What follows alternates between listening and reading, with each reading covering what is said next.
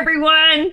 I hope this finds each of you so very well. I'm speaking to you from my studio in West Orange, New Jersey, and I could not be more delighted to have the pleasure of interviewing Dr. Michelle Peticolas, who, in addition to earning her PhD in sociology from Indiana University, is the author of several books, including her international best-selling book titled Step Into Your Brilliance, the visionary force behind the award-winning documentary trilogy Secrets of Life and Death, a captivating speaker, and a life coach whose work inspires deep healing and personal transformation. Dr. Michelle helps high-achieving midlife women who have been thrown off track by a major loss to release their complex grief and transmute it into fuel for their achieving their soul's purpose. Using her unique framework, SERVE, she guides her clients through their grief healing, mind reset, and reconnection to their authentic brilliance. What gives Michelle's work its true authenticity is her profound passage through grief, from navigating the heartbreak of abandonment and betrayal to watching her mother's final moments in a cluttered toy studio filled with unfulfilled dreams. Michelle's profound journey through grief became the catalyst for her personal transformation. This path led her on a spiritual pilgrimage that redefined her understanding of death and ignited a rebirth that continues to infuse her work with depth, clarity, and transcendent purpose. With over 18 years of experience spanning coaching, hospice care, and the unique lens of a sociologist and filmmaker, Michelle has inspired countless women to transform their complex grief into a pathway for healing, empowerment, and spiritual growth. I'm looking forward to talking with Michelle, joining us from El Cerrito, California, about the heartbreak of abandonment and betrayal in her early years, her courageous passage through grief after her mother's transition, the spiritual pilgrimage that reshaped her understanding of death and led to a spiritual rebirth, the causes of complex grief, her groundbreaking SERVE framework that has helped countless women heal and transform their lives, and more, for what promises to be a soulful, healing, and transformational conversation. Hi there, and welcome to the Grief and Rebirth podcast.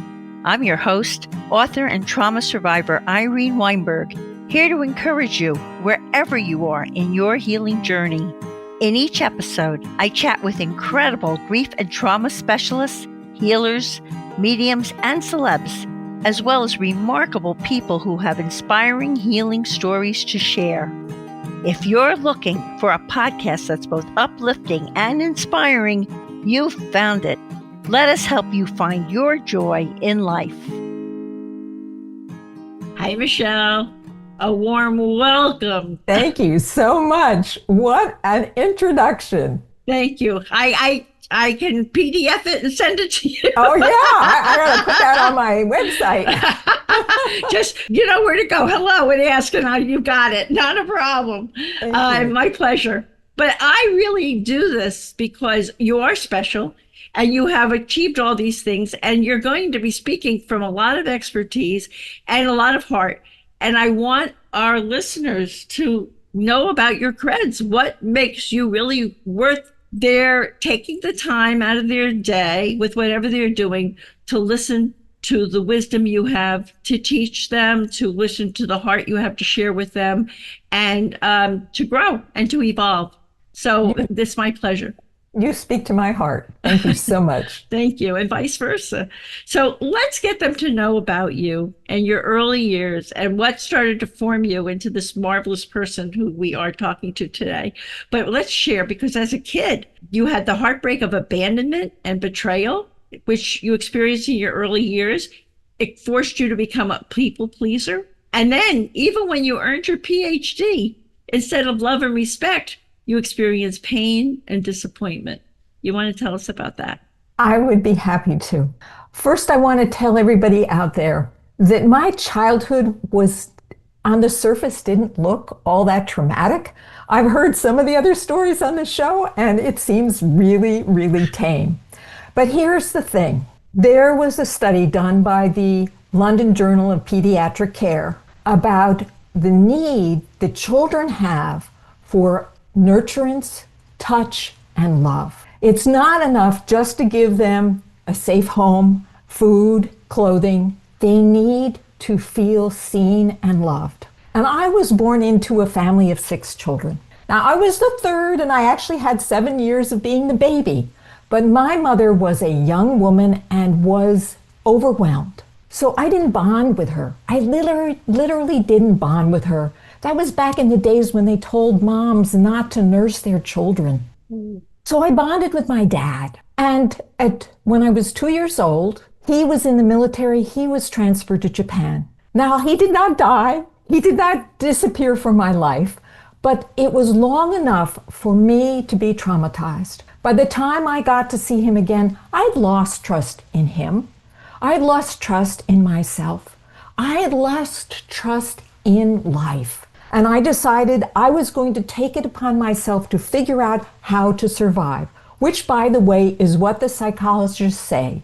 Children need to survive, and they will find something that works. How old were you when all this was happening? 2 years old. 2 years old when he left, and then until he reconnected with the family? It was probably a few months later. It was nothing. It was nothing. It wasn't like he had disappeared out of my life, but already my relationship with him changed. Now, that 2-year-old time is very critical because we're just starting to develop our sense of self at that point. And I took it up. I believe that it was my fault that he left, that somehow I was not worthy, that there was something wrong. So I set out to try and prove my worth. And that was the way in which I did it, was to please people, to give them what they wanted so they could see that I was worthy. Now, there's another side of this story, which is my parents, because this stuff is generational. My mother was an only child. Both her parents worked. She was what they call a latchkey child. So she didn't get the emotional nurturance when she was growing up either. So how could she know what to do for you?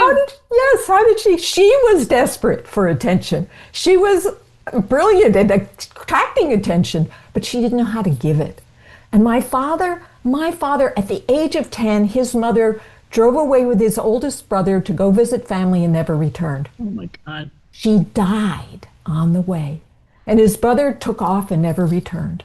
Oh my God. And this was his effect. This was his impact. And neither of them knew how to their grief, that early childhood grief. And so not only did I have my own experience, but all the role modeling that they gave me about how they handled their grief. So I didn't know. I totally shut down my feelings. I was like, that's what I learned, was to be strong and hang out in my brain, right. Which, by the way, I fell in love with. Right. Yeah, you're brilliant. But I just want to make the comment that you're defining intergenerational pain, that people, when they don't heal it, and they're not conscious of it, they just transfer it on and on and on and on until someone says the legacy's got to stop. It stops here. Yes, absolutely. So now you went on, you were this people pleaser, and then it didn't even work for you when you earned your PhD. That's true, but it worked for a hell of a long time. All through high school, all through college, I got accolades. I felt, well, it wasn't love, but it was the next best thing, right? Then I got my first teaching job at a small college in Winona, Minnesota. And I, of course, did everything I could as a people pleaser to please everyone. But I had this big awakening. You can please some of the people all of the time, and all of the people some of the time, but you can't please all of the people all of the time. And I didn't. And I actually got let go from that job after my second year. Oh my goodness. I was devastated. And what happens with people pleasers who are worried about their self-worth is they don't see it as the other person's issue. They see it as their own issue. And so what I did was make myself smaller and smaller. I took jobs that I knew I was overqualified for so that wouldn't happen. I got to the point where finally I was only taking temp jobs because I Wow. knew that it was going to be temporary and I would never have to Wow. feel that rejection. So I believe that the universe is always trying to wake us up to who we really are. So that first effort didn't quite work. I just, hunkered down. The next one was when my first husband left me. Now, the thing is that when you hold down your emotions, which is what I did, you aren't able to feel any of the good emotions. So I was never really able to love my first husband in a real, true way. And that was his issue. So he Right. did And look at that. You were transferring on once again the behavior that you that I had learned that had been learned. done.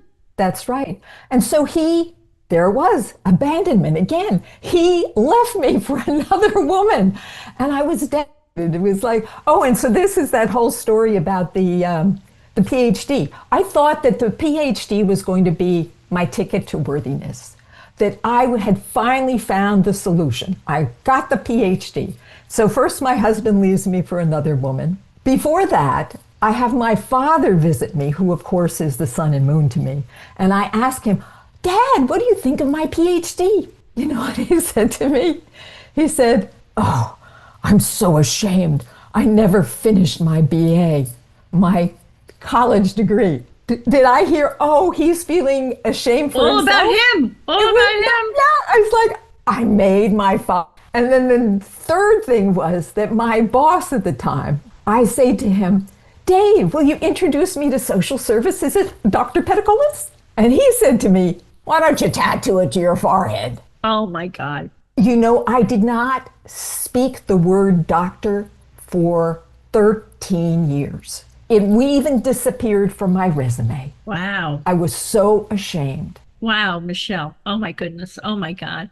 So then there's something else that happened to you. Your mother said something to you when she Yes. was dying. Yes. That But, kind of but before we go there, I joined a spiritual community because I was trying to escape relationship and worthiness in the business world. And so I would work part-time and I would go off to the spiritual community. But what did I do? I actually just replaced my father, my husband, and my boss for my spiritual teacher. And I did everything I could to earn his approval. But he was a real teacher. He was a real spiritual teacher. And he made me go through one of the most excruciating experiences I ever had to wake me up to the way in which I had been giving all my power away to other people by letting them judge me. You can hear about that story sometime. I don't know if you want me to tell that story right now. It was well, pretty. quickly because why not? Yes. Because we're gonna talk about how that spiritual pilgrimage gave you tools It to build did. your It life. did. So this was what he was doing for you, was one of He the was tools that he gave waking you. He me woke up. you up. He woke we me all up. that we all get spiritual. When we have a spiritual awakening, there are different ways it happens. This is the way it happened for you.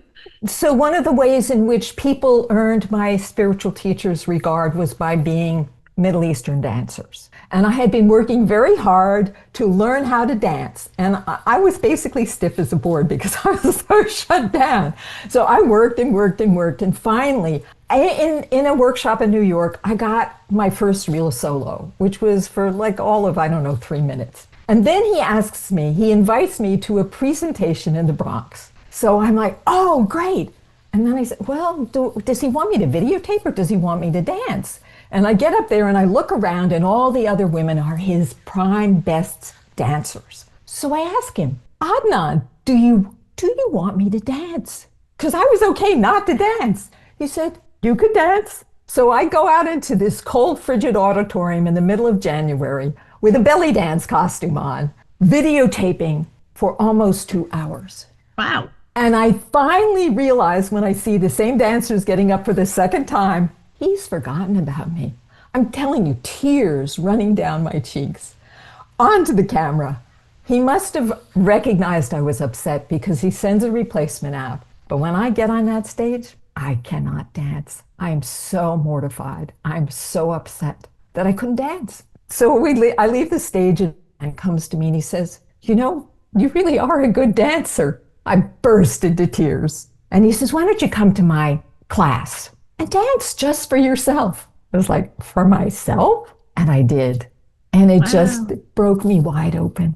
And I made up my mind at that point, I would never let anybody judge my dance. And that's the lesson of the people pleaser. Don't let other people judge who or what you are, because That's a you're beautiful perfect. story. That's a beautiful story. Thank you for sharing that, Michelle. And in a way, he freed you to, for the first time, to get in touch with yourself That's right. and, So and who you are. This was part of who you are, but you could never get in touch with that. So here's how I knew that I had it right.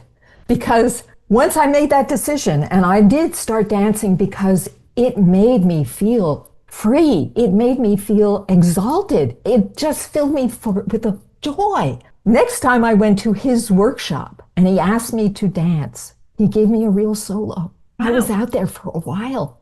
It was like, okay, you got it. Finally, you got it. It's beautiful. And here, what a healing that was, because in a way here, your father couldn't laud you and give you credit for the PhD and the work that you did. And here you're getting lauded for dancing, doing belly dancing and doing that, right? And being, opening up, and he helped you to release that part of yourself, right? That part of myself that thought I had to do everything for other people and not for me. For yourself. That was the key. Beautiful. That was the key. And there's another key that came when your mother was dying, right? That's right. That's the other. That now we're going to the next step in your. This was the next step, because I hadn't quite generalized this lesson. So I'm sitting in my mother's studio, going over papers, designs that she had of various toys, and I had one, a Xerox copy, and she looks at it and she says, "Oh, I guess I'll never get to that project." Her words pierced my heart.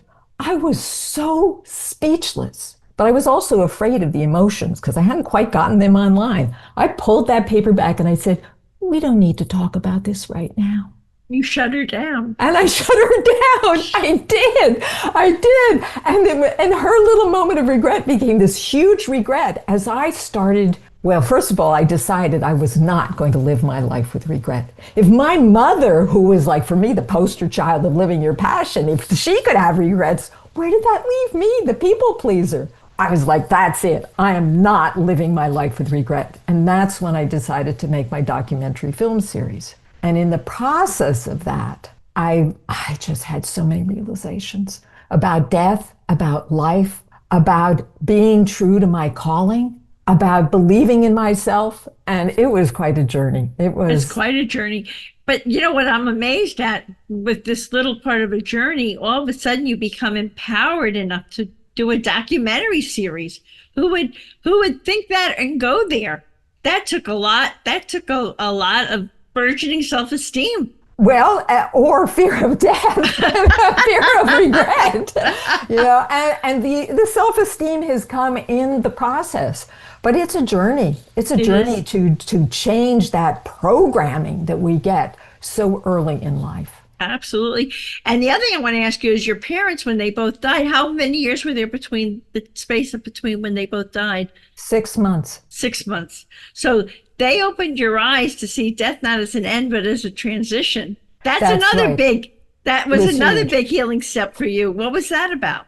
Tell us about that. Well, some of that was in my spiritual training with my teacher, but in that experience of their dying, particularly my mother, it was such a special time. It was like suddenly I realized this is what life is about. I'd never thought about death before, and suddenly it's like, this is it. And I had so many downloads at that time about living with awareness, with living with your purpose, living a life that was true to myself. And that was the big opening for me. And gave me the courage to do something as ridiculous as doing a documentary film series. Oh my God, I think that's amazing. That I so admire that. I think that's absolutely wonderful. And then you, were there any other tools from your spiritual pilgrimage that helped you rebuild your life after that? Or should we go right into, after you transitioned from it, you started a therapeutic program in California? Well, how did that happen? Right. So how did that happen? Well, here you are, step by step. This is amazing as you're opening up. after I made the documentary series, I somehow thought that the universe was going to open to me, but it didn't. I actually had to do a lot of work to launch my film series and get it out there into the universities. And I did a lot of presentations. I was because I wanted to have it true. And I started working as a hospice support facilitator for people who had experienced partner loss. And I felt so connected to this. And the interesting thing was, I must have been receiving downloads from the universe because I just knew intuitively that this was a doorway, because it had been a doorway for me, a gateway into a new way of living. And so I filled these people who were in my group with this hope, with this understanding.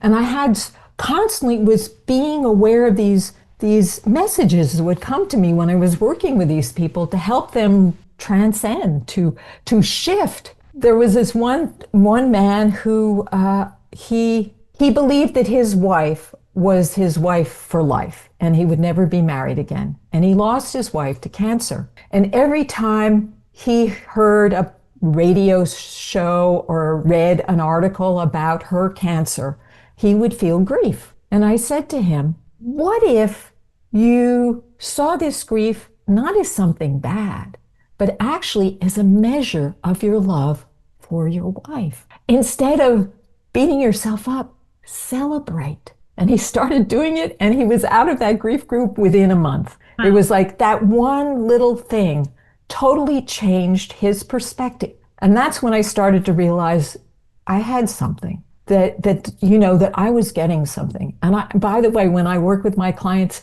I get downloads all the time about what to do. It's marvelous. So you went into this therapeutic program, and how did you choose that therapeutic program? The program serve? Okay. Well, no, did you attend a therapeutic program in California? Okay, so that's a good question. That was before my parents died. Okay. Okay. So I went into a therapeutic program because I had met my second husband, but we weren't there yet. And I realized that he was still hurting from the loss of another relationship, and he kept on pulling back. And as he pulled back, I pulled back. And if you keep on pulling back, pretty soon that relationship's going to be gone, right? So I decided I needed help. And he had gone to this therapeutic program in California, which was called the quadrinity process. And I decided that's what I'm going to do. And I went out there. It was like, 13-week long program. It was amazing. It was the first coaching program I had ever experienced. And I want to say something, hold your thought, but I want everybody listening to this to listen to how open Michelle was to trying these different things. You could have walked out the door to any of them that didn't work, but you were open to learning and trying and dealing, and that's why you kept growing. That's right. But here I was with a guy that I wanted a relationship with him, and I saw that if I didn't heal this relationship was not going to survive. I saw it. And I said, I want this relationship. I want this guy. I'm going to do the work. And I'm happy to report we're close to 30 years. Fantastic. Congratulations. That's marvelous. So now I want you to please explain to everyone, because this is such a big part of what you do to help people. What is complex grief? What causes it?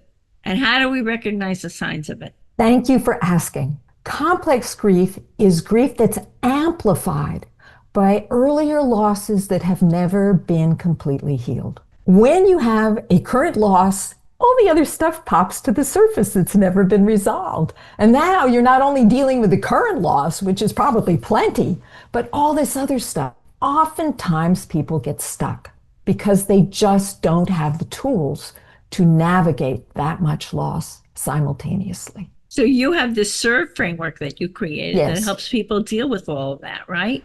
And by the way, I'm convinced this was also downloaded. I'll bet. So explain that.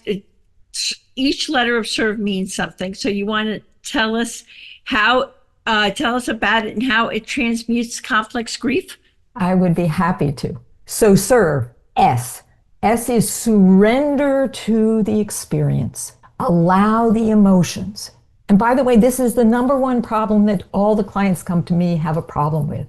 Now, they may allow themselves to cry, but then they don't know how to stop the crying, or they don't allow it at all. Either way, the emotions that are in our body are not able to be released. And so not only do you not ever heal the loss, but you actually can set yourself up for health issues. Because in holding those emotions down, you are literally tensing your body in certain areas. So I work with people around their body. I help their body to speak to them and tell them what the body needs. It's really a magical process. That must be amazing, because many people are so numbed. They're numbed out and they're not aware of what's going on with them. And then your next letter is E for engage. What is that about? So engage is to engage with other people. When you lose somebody, whether through divorce, experienced a major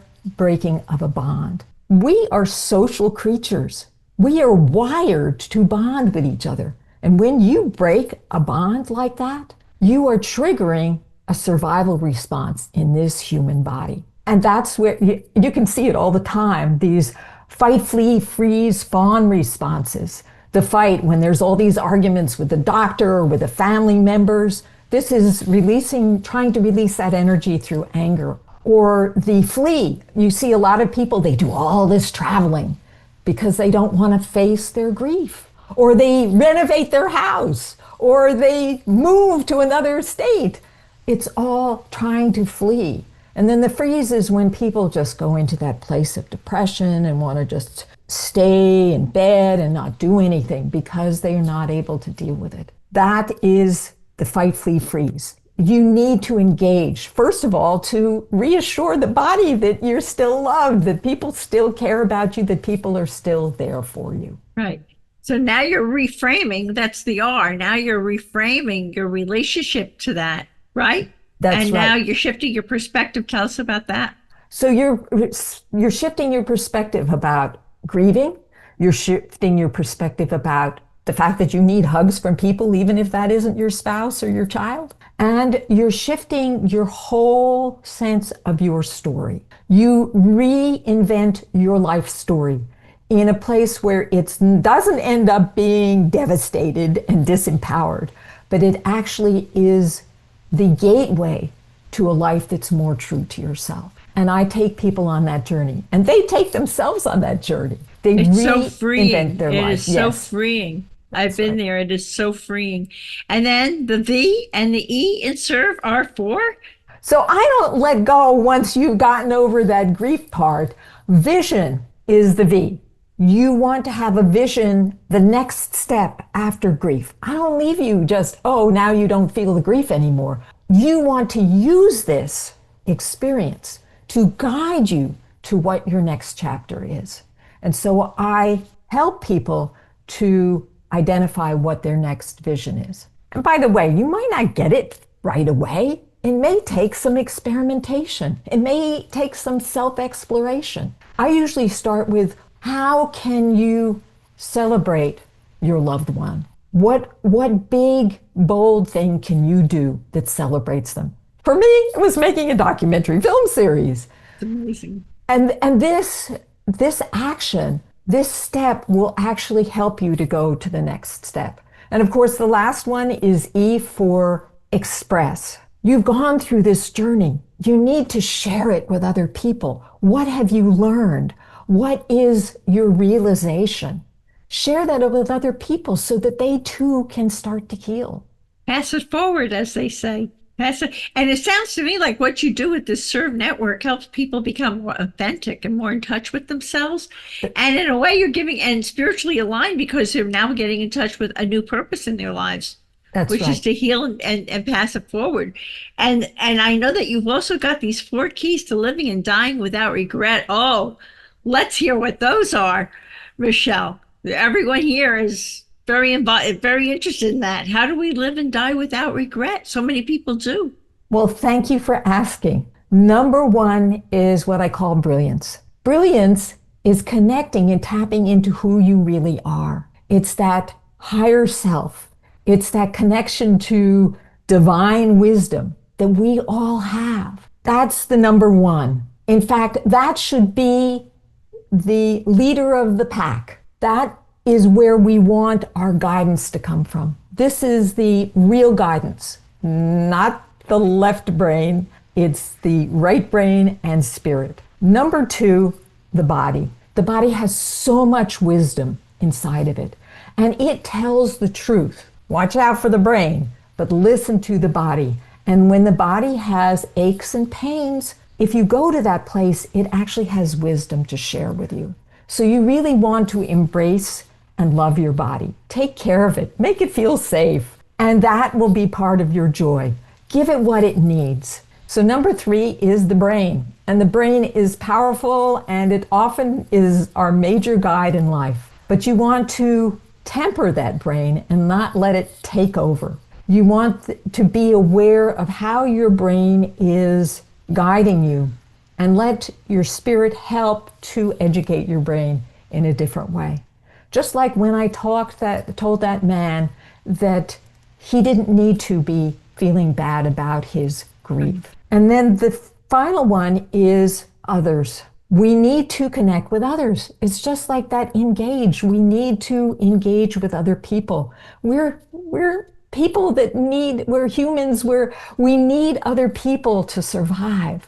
And we need to recognize that and celebrate that. But of course, you have to be careful about who you reach out to and who you connect with, because it's discernment. You need to pull in people that uplift you, that celebrate you, not people that judge you and push you down. Right. And I would imagine if you combine brilliance, body, brain, and community, and you live with those principles, you're not going to be one of these people who, when they're dying, say, I have so many regrets in my life. I should have done this. I should have talked to that one. I should have done that. Right? That's right. Right. That's and right. you also have, speaking of that, you have an amazing, inspiring story about a woman who came to your free grief presentation, still mourning the loss of her husband after 20 years. So with these principles and all, what happened? What was that story all about? Her story was a story of multiple abandonment. Here's the thing. If you don't deal with the initial issue, it will repeat itself over and over again until you finally get the lesson. For her, it was abandonment. It went all the way back to her childhood. Her mother was not a very responsible mother. Her father left her. Her grandmother, who took care of her for a while, she died. Okay, so that's three. And then her husband, who she's found the solution to her life, the guy who will really take care of her. And then he dies. And she's devastated, of course, because she's never healed any of those earlier losses. And she is now in the process of heading towards her fifth abandonment, because every time she sees her adult son, he looks just like her husband, tears just pouring down her face. So we worked together. I helped her go through the serve system. I helped her, even though she was crying, she was not really actually releasing the emotions. She was just recycling it with her brain.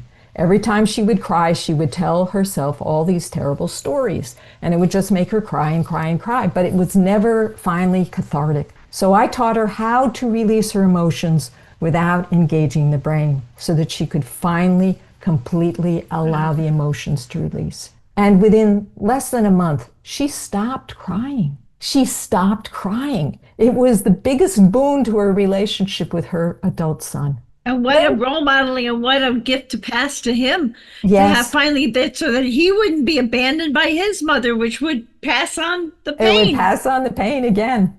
Wow. And then in that process, because she finally created that space for herself, she went back to school.